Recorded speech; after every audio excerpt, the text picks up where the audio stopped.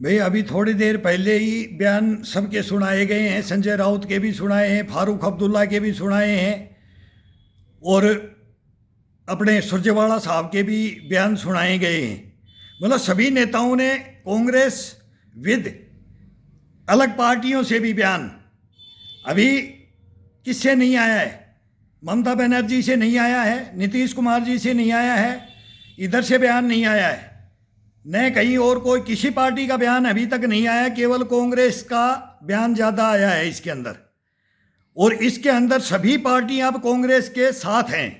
पूरा हिंदुस्तान के अंदर ये इंडिया पार्टी करके ये आपने बना ली है। ठीक है, आप हमारे को समझाओ और हम भी आपसे क्वेश्चन करते हैं। आप देश के होनहार, इन्हीं में से प्रधानमंत्री निकलेगा, किसी भी पार्टी से निकले आगे चल के। अभी मोदी, पता नहीं, मोदी तो जिंदाबाद है, वो जीत चुका है, उसका मैं समर्थक हूँ। और क्यों हूँ वो मेरी कहानियाँ हैं। मैं प्रशंसक केवल ये नहीं कि उनके बीजेपी जीत रही है या बीजेपी आगे भी जीतेगी, वो तो जीत चुकी है, प्रधानमंत्री भी बन चुका है मोदी। लेकिन मैं पूछना चाहता हूँ सुरजेवाला साहब से, इनसे, कांग्रेस से विद उनका समर्थन फारूक अब्दुल्ला साहब दे रहे हैं। इधर बाल ठाकरे साहब के बेटे वो तो बोल नहीं रहे हैं, बाल ठाकरे साहब की बेइज्जती नहीं करवा रहे हैं। उद्धव साहब नहीं बोल रहे हैं। देखो, वो नेता भी है और सब कुछ देख रहा है, लेकिन संजय राउत को आगे कर रहे हैं। ये सामना में लेख लिखते थे और ये मतलब मेन थे और आज भी मेन बने हुए हैं। तो किस पार्टी के अंदर क्या कनेक्शन हो रखा है और ये सब अब मिल करके क्या मोदी के ऊपर अटैक किया जा रहा है? ये हिंदुस्तान पे अटैक किया जा रहा है, मोदी पे ऊपर अटैक नहीं है। ये कहानी इसके मोदी के अटैक ऊपर नहीं है। अब ये हिंदुस्तान के ऊपर ये कहानी आती है। ये कहानी हम बदला लेंगे और ले रहे हैं और ठोक के ले रहे हैं। लेकिन आपने कभी ये आदेश कभी नहीं दिए हिंदुस्तान के सैनिकों को, नहीं दिए, कभी नहीं दिए आपने। जो आज आज़ादी दे रखी है मोदी ने, वो आपने कभी जिंदगी में नहीं दिया। पूर्वोत्तर आज़ादी से लेकर के पूर्वोत्तर मणिपुर, नागालैंड, ये किसने क्या करवाया? कभी बीजेपी का नाम ही नहीं था। एक आरएसएस का सिद्धांत था, एक हिंदू राष्ट्र का सिद्धांत था और एक आर्यव्रत का, वो हिंदू राष्ट्र की तरफ से था। ये फर्स्ट से आज़ादी के बंटवारे के बाद में हिंदुस्तान में जड़ें बो दी गई थी। तो तब कांग्रेस और आरएसएस, उसी से फिर अटल बिहारी वाजपेयी आते हैं, प्रधानमंत्री बनते हैं हिंदुस्तान में, और वहां से एक भारतीय जनता पार्टी भी निकलती है और कांग्रेस का केवल हम शासक, लेकिन हिंदुस्तान में और कोई राज नहीं कर सकता। ये करके नीतियों को अनीतियों में बदलते गए, उनमें गलत काम होते गए। नेहरू जी ने भी किए, महान गलतियां की, महान। इंदिरा जी ने भी की, महान। और फिर भी ये महान और हैं भी, और फिर नहीं भी हैं। लेकिन एक संपूर्ण इस देश को चलाने वाला शासक, ये इन्हीं की टक्कर का, अब इनकी बराबर का एक लीडर आया है, ये मान लो। लेकिन इतनी बड़ी नरेंद्र मोदी गलतियां नहीं कर रहा है जितनी उन्होंने की। वो भी हीरो हैं, वाजपेयी साहब भी हीरो हैं, राजीव गांधी भी हीरो हैं। एक बार मार खा गए थे, फर्स्ट में नहीं समझे थे और दूसरी बार में निखर के आए थे, लेकिन दुर्भाग्य वो चले गए। वो दुर्भाग्य है देश का, वो चले गए। इंदिरा जी तो 5-7 साल और कर लेती। दोनों बेटे आना ही नहीं चाहते थे, वो संजय गांधी आना चाहते थे, वो स्वर्ग सिधार गए। फिर उनको ले आए, नहीं समझ पाए, काम भी कंप्यूटर उन्होंने ले आया हिंदुस्तान के अंदर, टेक्नोलॉजी का वो उन्होंने क्या किया। वो पायलट थे, पढ़े लिखे थे, उनको पढ़े लिखे बोला जाता है। हम फैन थे कांग्रेस का। अब तो मैं वोट ही नहीं डालता, दोनों पार्टियों का बहिष्कार कर रखा है। मैं किसी पार्टी का वोट नहीं डालता, सभी पार्टियों का बहिष्कार करके बैठा हूं मैं 17 साल से।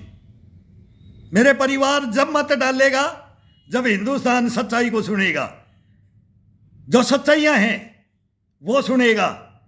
बहस हो रही है बहुत पार्लियामेंट के अंदर, नेहरू जी की भी बात उठ रही है, जनरल मानेक शॉ की भी बात उठ रही है, और हमने 3 आहुति दे रखी हैं, बाप बेटाओं ने 3 आहुतियां दे रखी हैं इस सेना के लिए, इस मातृभूमि के लिए हमने,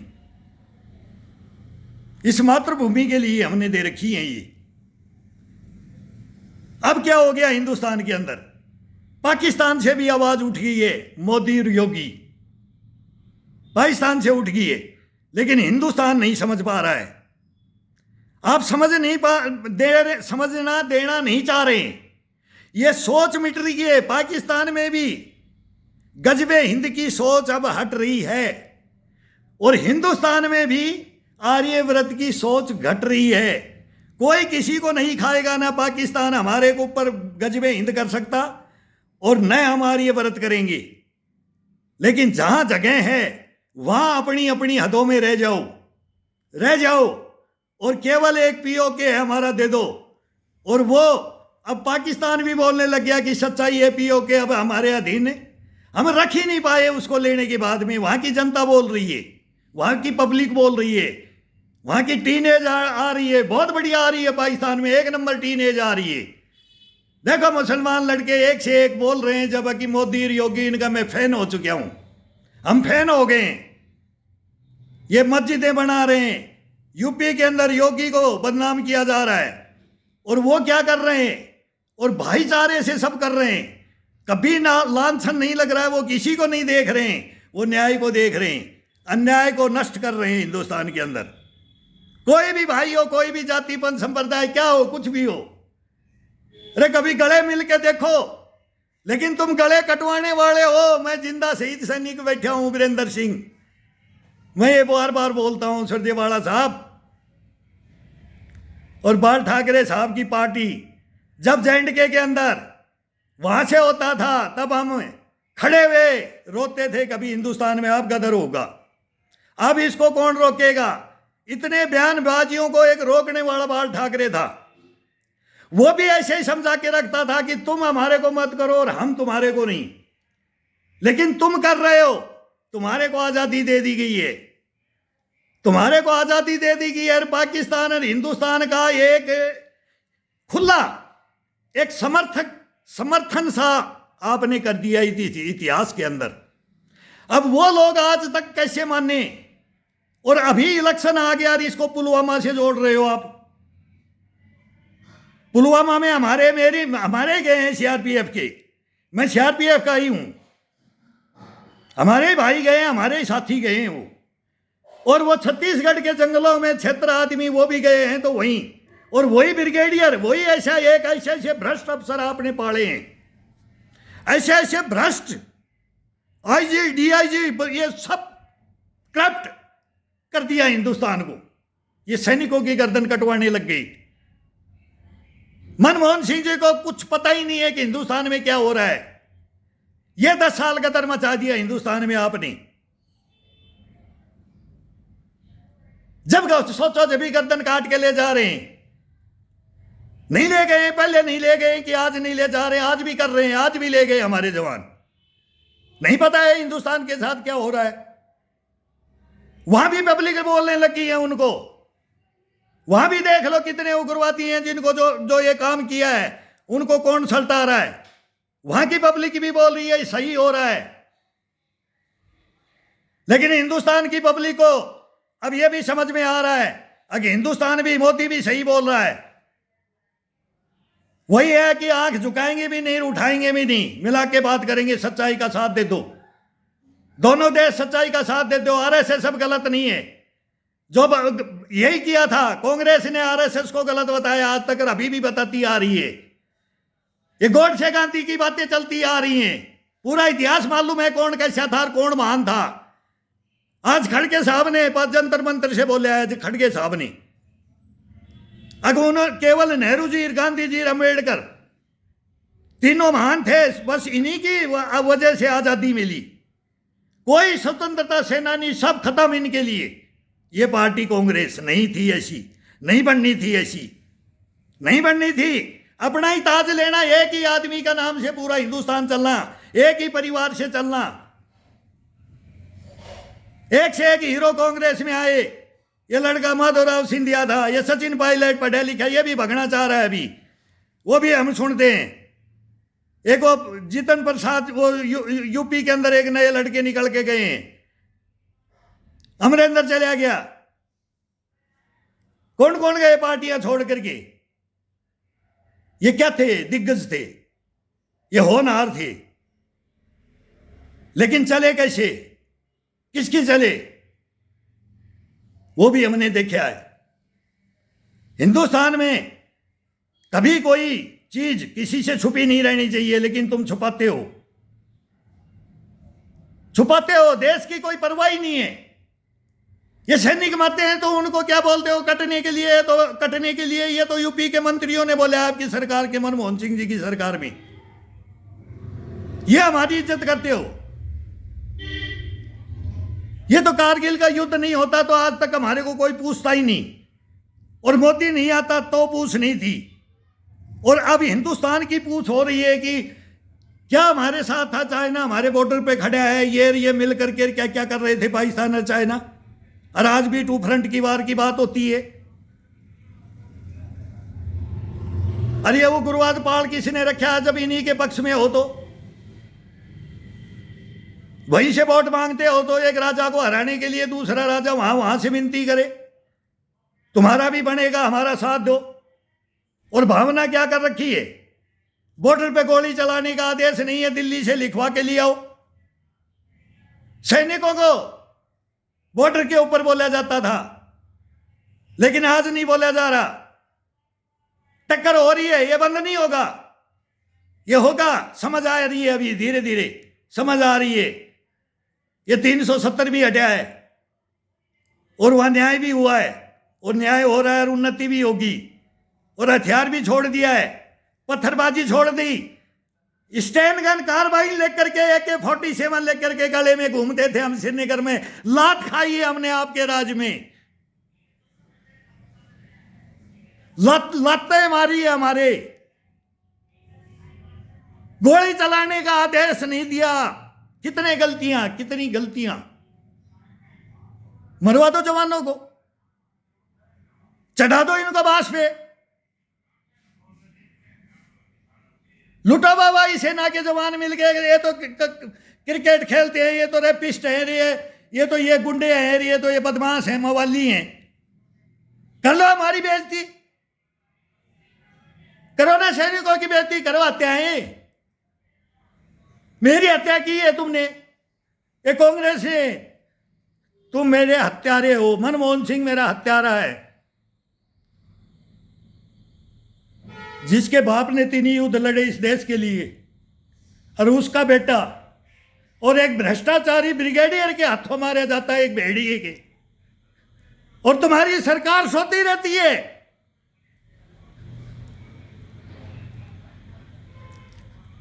यह न्याय हुआ तो कोई, यह न्याय है? मैं जूतियां तोड़ता हूं मीडिया के पास जाकर के, मेरी सुनवाई कर लो, मेरी सच्चाई सामने लिया हो। देश बच जाएगा इन गद्दारों से, इन गद्दारों से, इन देशद्रोहियों से, इन भ्रष्टाचारियों से। ये देश बच जाएगा। ये मैं मनमोहन सिंह जी को बोल रहा हूं, मेरी प्रधानमंत्री के पास अपील कर दो, मोदी के पास, और बोलो ये मेरे को हत्यारा बोल रहा है। ये कांग्रेस का प्रधानमंत्री को, कांग्रेस को बोल रहा हूं। और अब ये सारी पार्टियां हिंदुस्तान की मिल करके, और ये सब एक हैं, तो ये भी इनमें आ गई। सभी क्षेत्रीय पार्टियां, सभी के मुख्यमंत्री, हमारी ड्यूटियां यही रही है। हम जहां भी रहे वहां 1 नंबर कमांडो था। कहीं भी किसी भी राज्य में गवर्नर, मुख्यमंत्री, चीफ जस्टिस और मंत्री, बड़े बड़ों के साथ, राष्ट्रपति कलाम साहब, सुब्रमण्यम स्वामी साहब के कहां इनके ड्यूटियां की हमने, कि इनको हीरो मानते थे हम। और उनकी हत्या करने के लिए, मेरे को मार करके मेरी हत्या फिर दोबारा करवाने के लिए खड़ा कर रही थी। वो सैनिक हूं मैं। कलाम साहब को मारने के लिए मेरे को ऑफर दिया गया था। क्या इतिहास है? क्या क्या करवाते हो हिंदुस्तान के अंदर? कौन मरवाना चाहता था कलाम साहब को?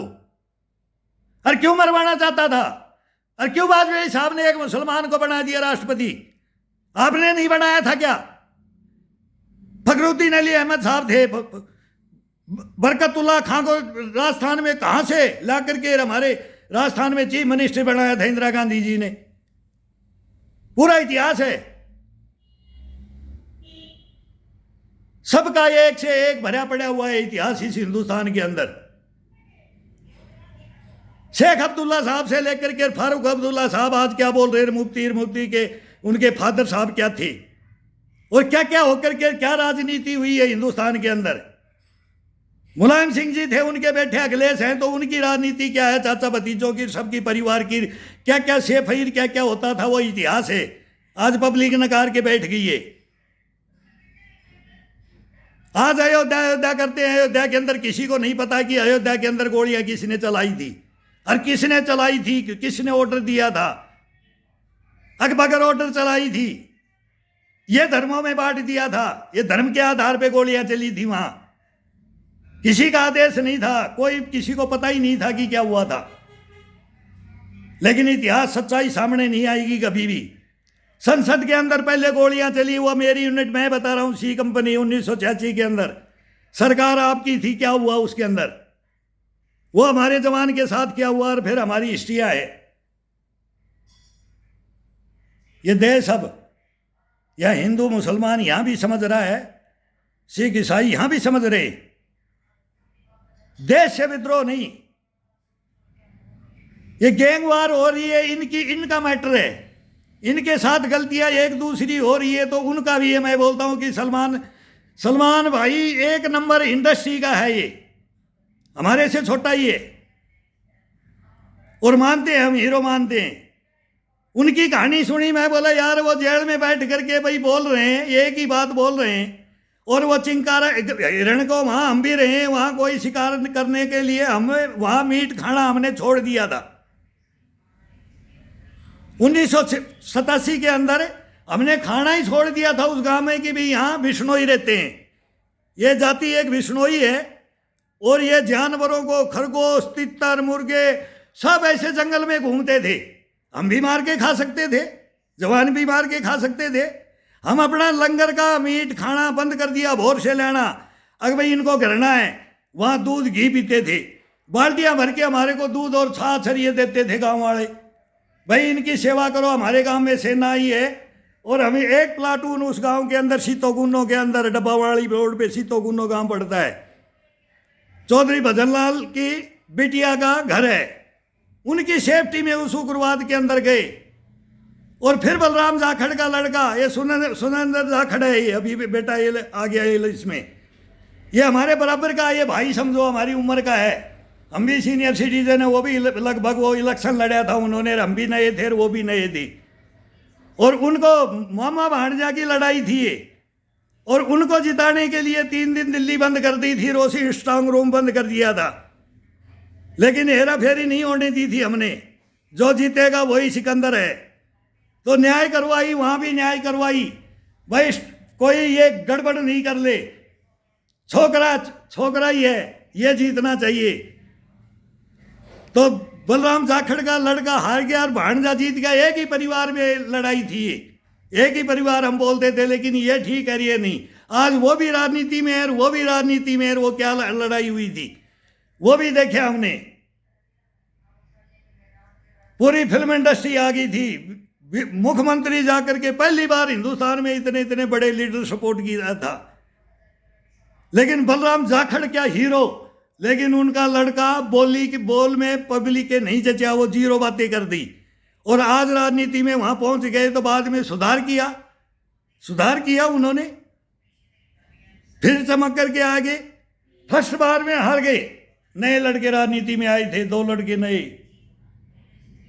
भाई लड़े थे, बलराम जाखड़ का लड़का और बलराम जाखड़ का भांजा सुरेंद्र जाखड़, और उनका नाम ऐसे दोनों वीरेंद्र मेरा जैसे नामदार। हम क्या एक वो गर्व लेकर के कोई ये लड़का जीतना चाहिए, जहां भी है हम पार्टियों को बताते थे ये जीतना चाहिए और ये काम करके दिखाएगा। तो आज मोदी दिखाएगा, सबने दिखाए अपने अपने टाइम में। वाजपेयी साहब दुनिया को बता गए कि हम कौन हैं, इंदिरा जी भी बता गई, और पहले नेहरू जी और गांधी जी वो सब इतिहास अलग है, वो अलग है। उसमें वही था कि देवीलाल जी ने बोल दिया था कि भाई मैं तो अनपढ़ हूं, भाई और कोई बन जाओ। ये भी बातें हुई हैं हिंदुस्तान में, सामने हुई हैं। और वहां भी गांधी जी ने बोल दिया कि नेहरू जी को बना दो, लेकिन नेहरू जी की प्राइवेट लाइफ के कारण ये हिंदुस्तान गच्चा खा गया, गच्चा खा गया उस माउंटबेटन के साथ में। गलतियां कर गया, वो राज वही चला रहे थे, समझ नहीं पाए उनको, तब ये बातें हुई है। वो पूरा इतिहास है, वो सब पुराने जो उनके साथ में रहे, उनमें हमारे खुद 2 परिवार से गए वो थे, और फिर मैं रहा सभी के साथ। लेकिन क्या किया मेरे साथ? मैं क्या पूछूं, मैं क्या करूं? मैं बोल रहा हूं, मैं कूद जाऊं संसद भवन में आकर के, सुसाइड बेल्ट बांध लूं मैं ये कलंक लगाती हूँ एक सैनिक इस देश किया, मैं कलाम साहब को मार दूं? बहुत बड़ी बड़ी कहानियां हैं। मैं जंगलों में ट्रेनिंग देने के लिए मैं स्नाइपर शूटर उनको ट्रेनिंग दूं, मैं उनके ग्रुप में मिल जाऊं, केवल इन कागज के टुकड़ों के लिए और झूठे नाम के लिए नहीं किया हमने। लेकिन हमारे साथ क्या हुआ? प्लीज बुलाओ, बात करो, और ये सामने खड़ा कर दो हिंदुस्तान के। इन्होंने, मैं 3 आदमियों को खड़ा करना चाहता हूं, तो देश का सुधार हो जाएगा, समझ आ जाएगी ये सोच कहां तक की है। ये भ्रष्टाचार, ये मेन जड़ है, सब कुछ बिक जाता है इसके पीछे, सब कुछ। तुच्छ नहीं है ये इंसान नहीं है यार। अब ऑफिसर को तो छोड़ो, इनका नाम ही गलत लेना ही नहीं चाहिए। इन भ्रष्टाचारियों को बोलो, इन भ्रष्टाचारियों को यह कमाना चाहिए जब लोगों की आंखें खुलेंगी। अगर ये इनका हत्यारा और ये जवान ऐसा काम करने का हकदार था, और किया क्यों नहीं? मत करो ऐसा काम। आज भी बोलता हूं, मत करो, मत काटो किसी की गर्दन, निर्दोष की। इतना कोई बड़ा दोष ना करे, उसके ऊपर भी आज एक दूसरे का खून का प्यासा। मैं तो ये हिंदुस्तान को सबको बोल रहा हूं कि भाई ये गैंग वार ये मत करो यार, माफी मांग लो। वही मैं सलमान खान को, आज इंडस्ट्री के अंदर 1 नंबर है, हम सारा इतिहास जानते हैं उनका। मैं उनको भी अपील करता हूं कि उन्हें भाई, एक यही तो है कि आपने ये गलत किया था। वो सैफ अली खान थे, आप थे, 2-3 एक्ट्रेस थी, और वहां शिकार किया था, और वो कहानी है ओरिजिनलिटी। लेकिन उनका केवल एक माफी, भाई हमने गलती कर दिया, हमारे को ये बच्चे पढ़ने में कर दिया कि हमारे को बता दिया कि इसका मांस खाने से बड़ा बोला किंग कोंग बन जाता है, और हमने ये काम कर दिया, तो उसकी माफी हो सकती है। ये कोई बड़ी बात नहीं है सलमान खान के लिए। और फिर ये क्यों दुश्मन आई कि उधर एक वो मूसावाल आ गए, वो निखरते हुए हिंदुस्तान के थे इन्हें, लेकिन इनकी गलतियां आपस में ये क्यों कर रहे हैं, इनकी भी सुनो। अब ये इनमें से कौन गलत है और कौन सही, वो इनके साथ किया जाए।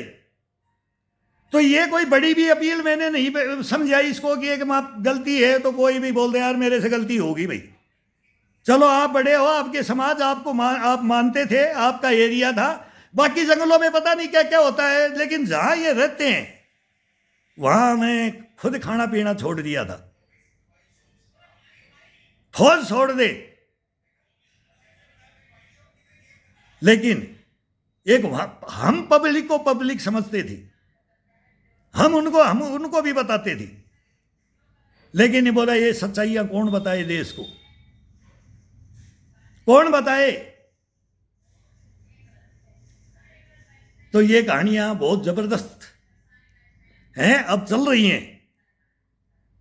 ये हिंदुस्तान अब देख रहा है और हम भी देख रहे हैं। तो इतना भी मत करो, बोला वीणा के तारों को इतना भी मत खींचो कि टूट जाए। लाओ, एक से एक नीति लेकर के आओ, देश के सामने आओ, समर्थन करेंगे। ऐसे जैसे नरेंद्र मोदी कर रहा है, ये तो एक नंबर काम कर रहा है। ये तो सेनाओं को से लेकर के, जल से लेकर, नभ से लेकर, ये तो मेन, इसमें टाइम बहुत बहुत टाइम लगेगा। अभी भी 10-15 साल तो नरेंद्र मोदी को देना पड़ेगा। मैं बोलता हूं कि छक्का मारे 3 योजना आगे और भविष्य में बने। वहां बाइडेन साहब की भी बहुत उम्र है, पुतिन भी हैं, आगे फिर बनेंगे। वो भी हीरो हैं, वो हमारे भाई हैं और मैं उनका फेवरेट हूं, पीटर इज द ग्रेट। लेकिन चाइना के खिलाफ हैं, वो गलत कर रहे हैं हमारे से, और पहले हमारे से गलत कर लिया। भाई भाई बोल करके पीठ में छुरा घोंप दिया। ये एक नंबर हमारा दुश्मन है। ये सच बोला था जो फर्नांडिस जी ने, कईयों ने बोला है, मुलायम सिंह जी ने भी बोला है, जो मतलब सच्चाइयां है वो। और पाकिस्तान कभी हमारा दुश्मन नहीं था, लेकिन कर दिया। तो किसने कर दिया? आरएसएस ने कर दिया, कांग्रेस ने कर दिया। ये अब सच्चाई है, अब सच्चाई आ गई है देश के सामने। ये 100% ये सच्चाई आ चुकी है। तो अभी मोदी को राज करने दो, और देश में जो हो रहा है ना, हाँ, ऐसा भी मत करो जो संसद शर्मसार हो जाए। वो संसद है, वो मंदिर है। न्यायपालिका और कार्यपालिका में आना चाह रहा हूँ चीफ जस्टिस साहब के पास, और मैं बोलता हूँ कि सर, ना तो मेरा कोई एप्लीकेशन है, ना मैं वकील कर सकता। इन्होंने ऐसा मार दिया मेरे को।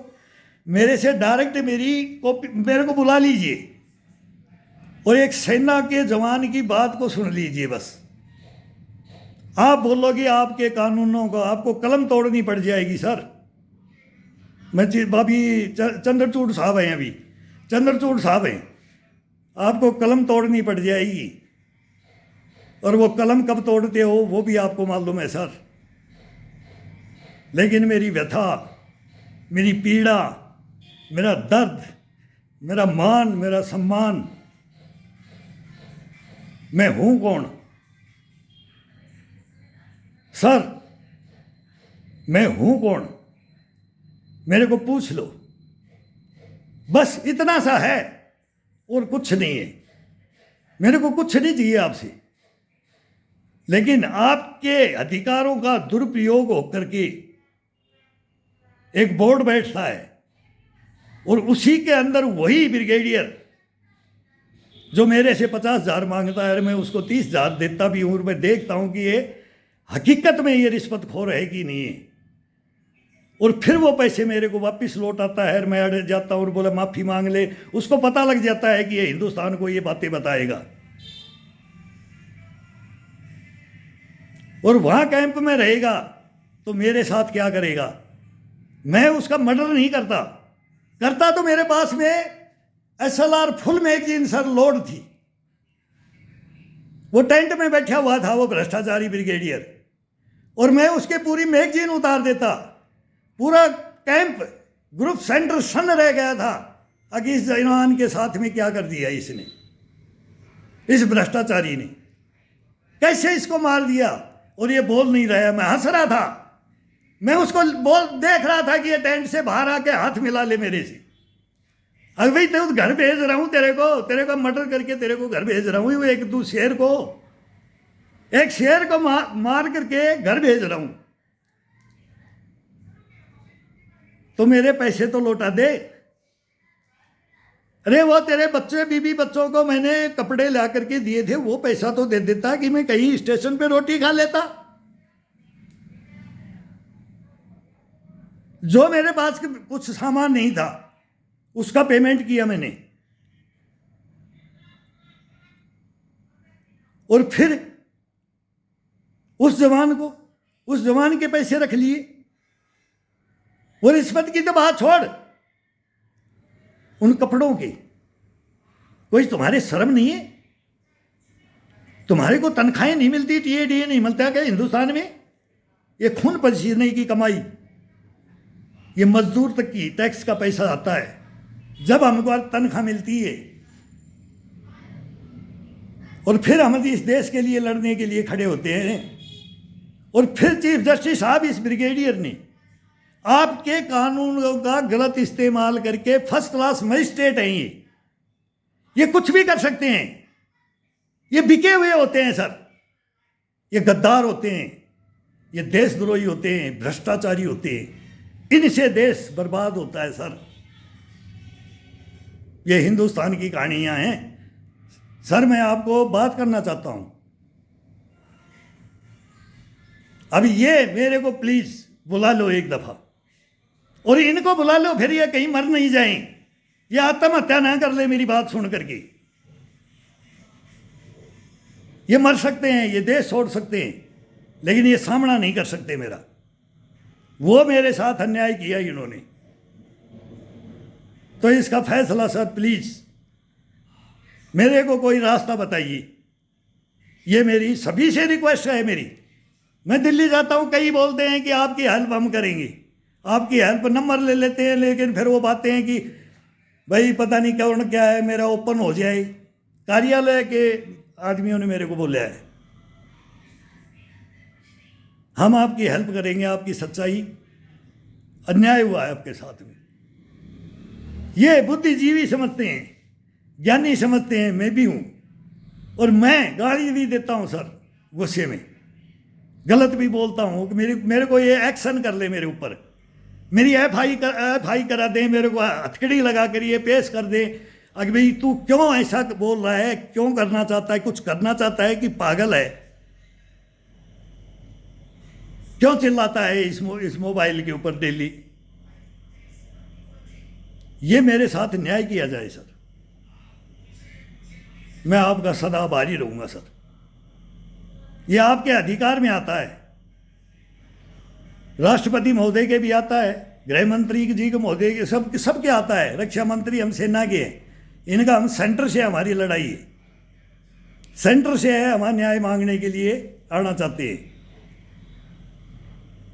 और इन्होंने मेरे पास कुछ छोड़ा ही नहीं। जिस रास्ते से मैं आ जाऊं, मेरी कहानियां बहुत बर्बादी की कर दी इन्होंने फिर, लेकिन फिर भी मैं इस देश को जगाने के लिए सर, और सच्चाई बताने के लिए मैं आऊंगा। मैं 17 साल से कब्र पे हूं, लेकिन मैं आऊंगा। किसी रास्ते से कैसे आऊं, क्या करके आऊं? मैं प्रोटोकॉल नहीं तोड़ सकता, देश के साथ गद्दारी नहीं कर सकता, मैं हाईलाइट नहीं होना चाहता। बस इतना सा है सर, प्लीज बुलाओ। कोई भी भाई, कोई भी बोले इस बात को, अगर हम क्या बोलना चाहते हैं, हम पागल हैं, अगर देशद्रोही हम हैं कि हमारे साथ ऐसे किया इन्होंने, ये क्लियर मर्डर किया इन्होंने ग्राउंड के अंदर, भरी दोपहरी में, लेकिन हिला नहीं जवान, हिला नहीं, वो मर्द नहीं। वो बोलते ना निर्दोष को मार दे, मैं इसको दोषी समझता ही नहीं, इसके साथ ही हिंदुस्तान का भलाई हो जाए। मेरी इसकी कहानी हम माध्यम बन जाएं, ये 3 आदमी मेरे माध्यम बन जाएं बस। फिर देखो आपको कानूनों में कैसे संशोधन करना पड़ेगा, सच्चाई जानोगे तब, नहीं तो नहीं कर सकते सर। ये इनको मैं क्या बोलूं, गलत भेड़िए भी बोलता हूं क्या क्या गुस्से में, फिर गालियां भी दे देता हूं सर।